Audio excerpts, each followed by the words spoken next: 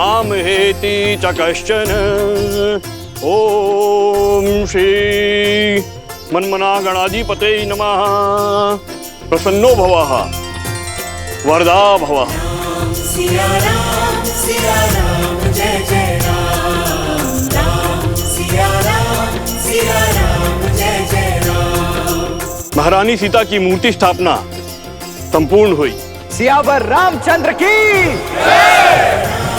सिया राम जय जय राम, राम सिया राम भैया, आज तक मैं आपके बलिदान को पूर्ण रूप से कभी भी नहीं समझ पाया। आपको देखकर सदैव यही सोचता रहा कि आपके पास परिवार का साथ तो है। आप जाना कि जब मनुष्य के जीवन में स्वजन का साथ ना हो तो परिजनों का साथ भी उसे अकेला कर देता है। परंतु मुझे अपने भैया के साथ के बिना जीना नहीं है भैया। इसीलिए आज मैं आपसे कुछ मांगना चाहता हूं। आप मुझे स्वयं से पूर्व जीवन का परित्याग करने की अनुमति दे दीजिए भैया।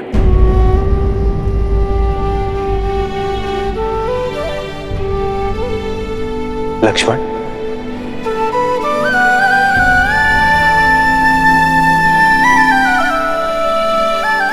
लक्ष्मण,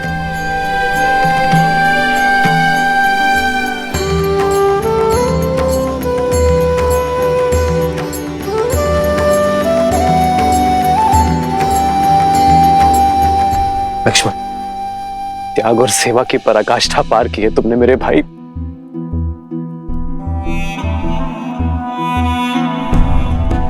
तुम कुछ और मांगो लक्ष्मण।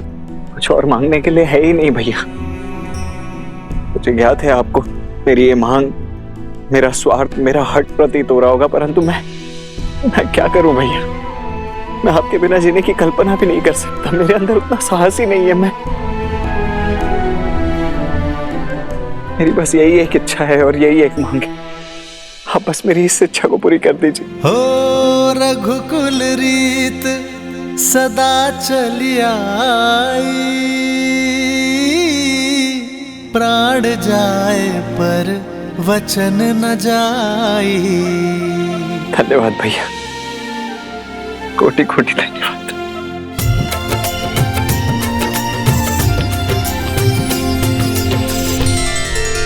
महाराज, मेरी भी एक इच्छा है। मेरे मन में सदा ये भय बना रहता है कि कहीं अपने सुख में अपने दीदी का त्याग और दुख को बिसरा ना बैठूं।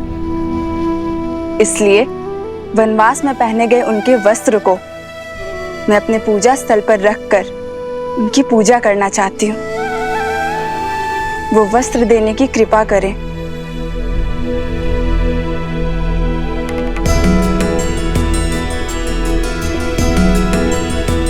तुम्हारी इच्छा अवश्य पूर्ण होगी और मेरा आशीर्वाद भी सदा रहेगा कि आपकी मिथिला नगरी एक पुण्य नगरी के रूप में अयोध्या और काशी के साथ स्पर्धा करेगी। धन्यवाद महाराज। धन्यवाद भैया।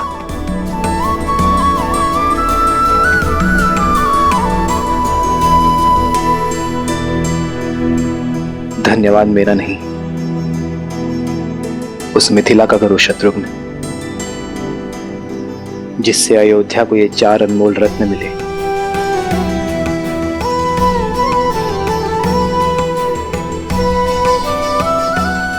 और जिनके तेज से हमारी अयोध्या प्रेम और भक्ति के प्रकाश में नहाई है। भगवान ने हमें अयोध्या जाने का आदेश दिया है। कब जाना है?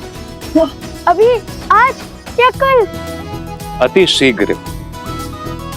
वहां अश्वमेध यज्ञ आरंभ होने को है। वहां कई राज्यों के राजा, महाराजा और ऋषियों से मिलने का शुभ अवसर प्राप्त होगा। आयुष्मान भव। हम अयोध्या जा रहे हैं। हम अयोध्या जा रहे हैं। हम अयोध्या जा रहे हैं प्रभु श्री राम और माता सीता से मिलने। हम अयोध्या जा रहे हैं। कहाँ जा रहे हो तुम दोनों? अयोध्या। सीता अयोध्या। वन देवी ही सीता है। हम आ रहे हैं। नहीं, अयोध्या की महारानी के रूप में मिथिला कुमारी के सिवा और किसी को स्वीकार नहीं करेंगे। हाँ, तुम बिल्कुल ठीक कह रही हो। हमारी महारानी देवी सीता ही हो सकती हैं। हाँ हाँ, सीता ही हो सकती हैं। महारानी सीता की, महारानी सीता की, महारानी सीता की, महारानी सीता की।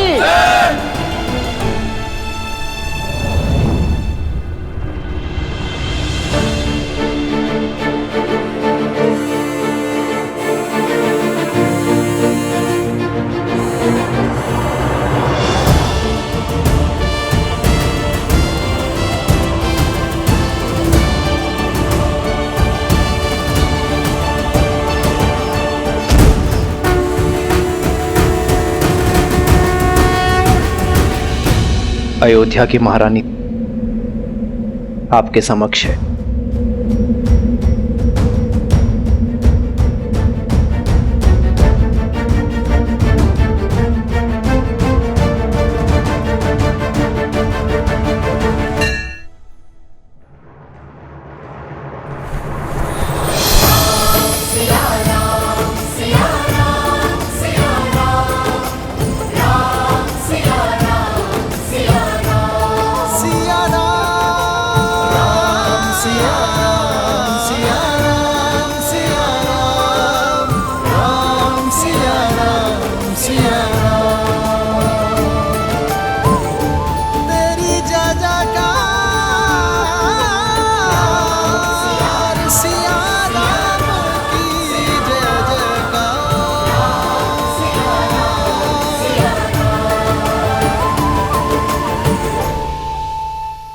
कर्म, शब्द और मन, ये तीनों मानव जीवन के अभिन्न अंग हैं।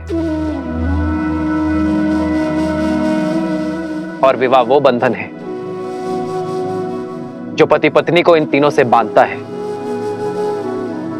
ये बंधन अटूट है और जो इससे सरलता से मुक्त हो जाते हैं वो कभी इस बंधन में बंधे ही नहीं।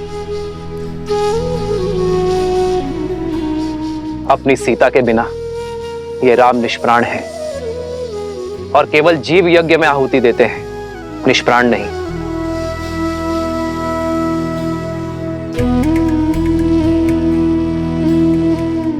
मेरी सीता मुझसे दूर अवश्य है, किंतु यदि मन एक हो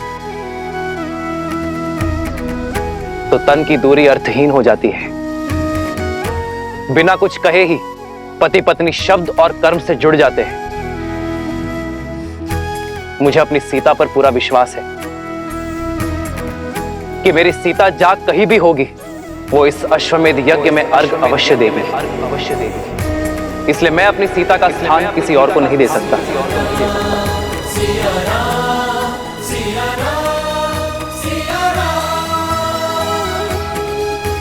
इस यज्ञ में सीता की उपस्थिति अवश्य होगी।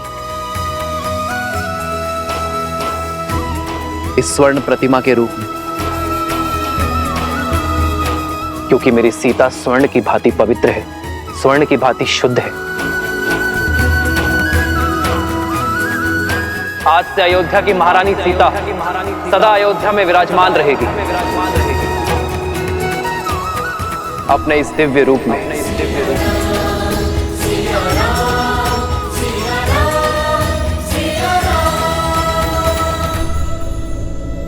अब आप सभी विद्वान ये निश्चित करें कि मैं इस यज्ञ में आहुति देने का पात्र हूं या नहीं।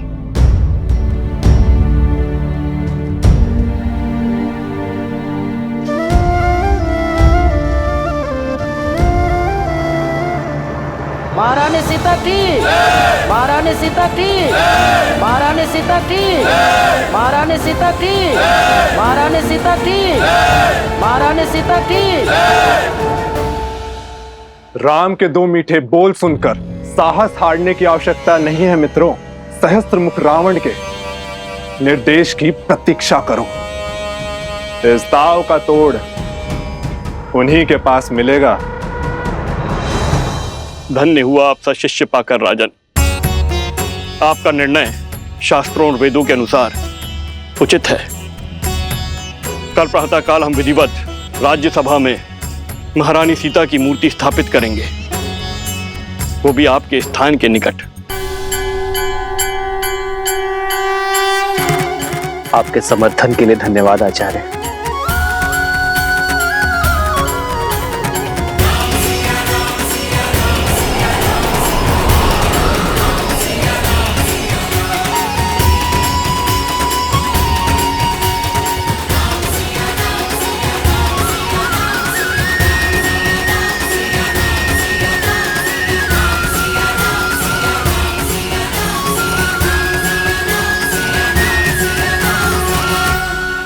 और स्मरण रखना पुत्रों, श्री राम की जीवन यात्रा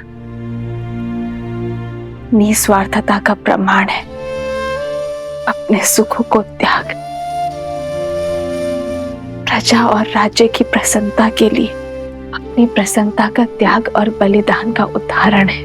समझ गए माता, समझ गए। किंतु जब से हमें अयोध्या जाने का अवसर मिला है, तब से आप हमें त्याग और बलिदान के बारे में क्यों बता रही हैं? जो सत्य है वही बता रही हूँ। अच्छा तुम पूछो, तुम क्या जानना चाहते हो? अयोध्या को, उसके बारे में बताइए ना। उसके मार्ग कितना विशाल है, वन उपवन, उन सब के बारे में बताइए ना हमें। सब मुझसे ही पूछोगे या स्वयं जाकर भी देखोगे? माता, मन में प्रश्न आया। नहीं नहीं, तुम्हारे प्रश्न झेलने की क्षमता नहीं है मुझ में।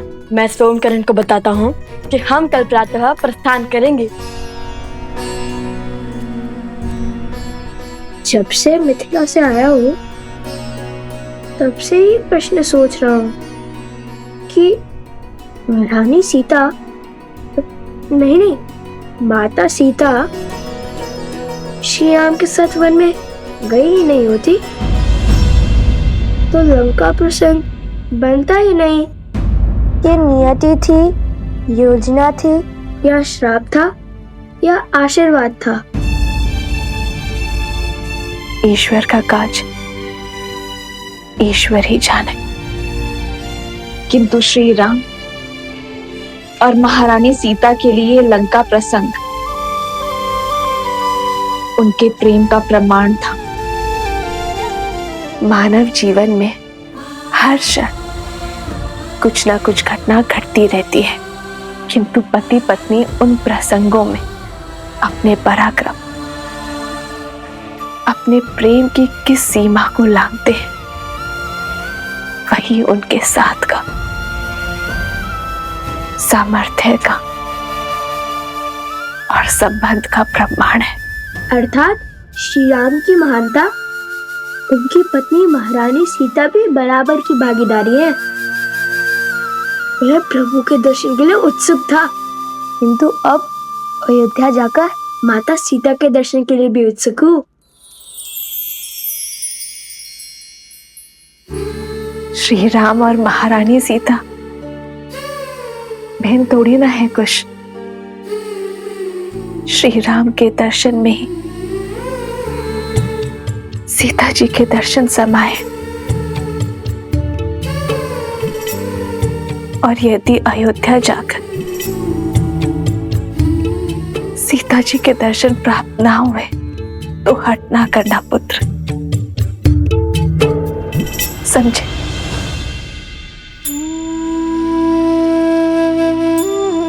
खुश?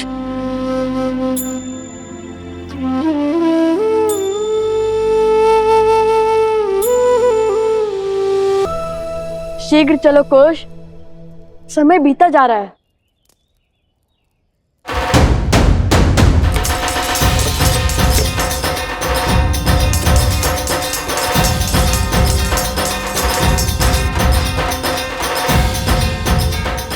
अंततः लव कुश का अयोध्या जाने का स्वप्न पूरा होने वाला है। बजाओ। ठीक है, किंतु ये बैलगाड़ी क्यों ले आए? तुम्हारे लिए। भला ऐसे थोड़ी जाने देंगे हम राजकुमारों को।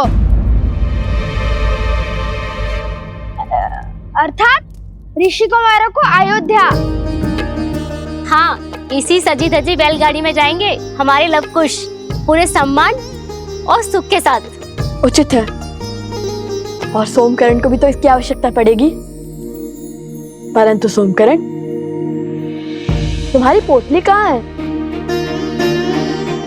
यहाँ है।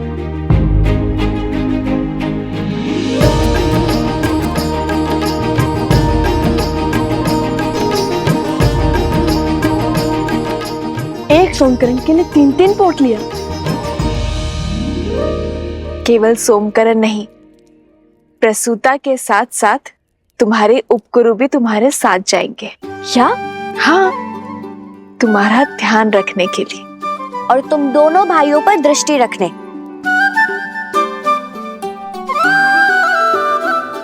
कहाँ है कुश? ओहो कुशक, आ भी जाओ। देखो हमारे साथ चलने के लिए कितने यात्री सज्ज हो गए।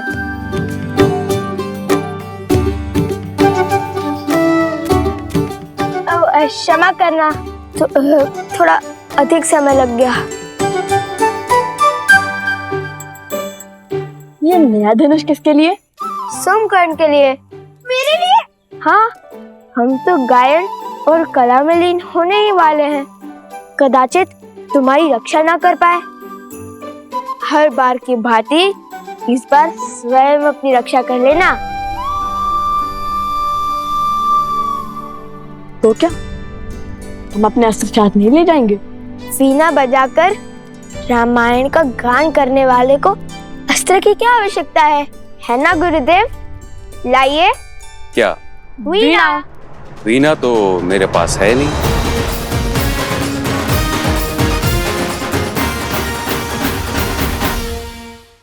क्या हुआ? मुख क्यों उतार लिए?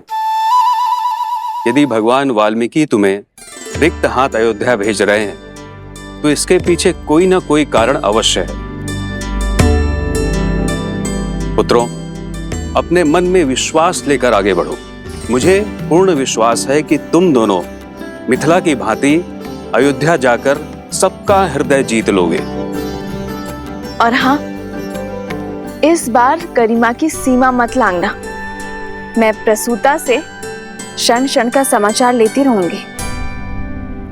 वीणा तो मिली नहीं, किंतु इनकी सुरक्षा का दायित्व मिल गया। तुम्हारी ध्वनि यहाँ तक आ रही है।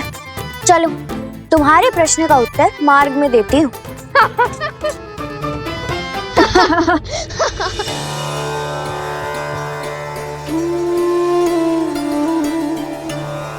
तुम्हारा सबसे बड़ा स्वप्न पूर्ण होने वाला है।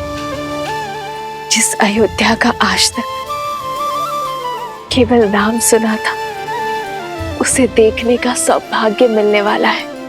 धर्म की इस नगरी में बिताए एक एक क्षण को एक एक जन्म की भांति जीना। और हाँ, जब भी रामायण का गान करो तो सुनने वालों को अपने शब्दों और अपने भावों से उनकी यात्रा को सुख देना। अवश्य माता, हम ऐसा गीत गाएंगे कि सब मंत्र मुक्त हो जाएंगे, है ना कुश? हाँ माता, किंतु हमारे पास वीणा होती तो हमारा सुर और भी सुंदर हो जाता। परंतु छोड़िए, ईश्वर की लीला ईश्वर जाने।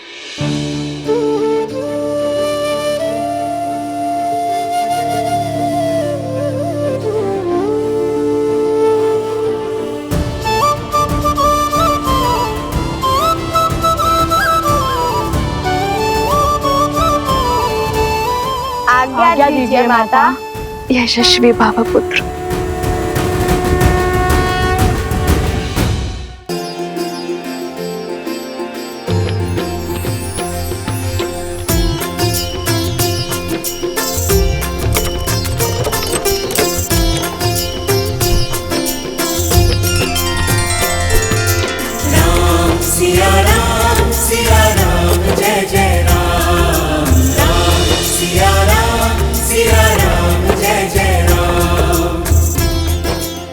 श्री राम, आज आपके पुत्र अपने घर में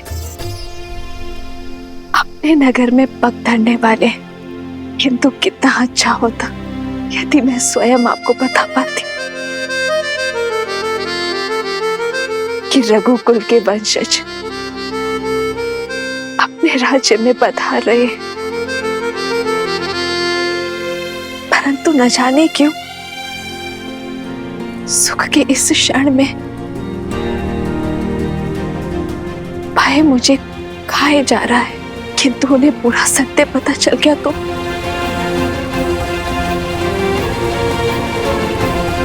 बस उनके कोमल हृदय को सत्य का घातक आघात न लगे।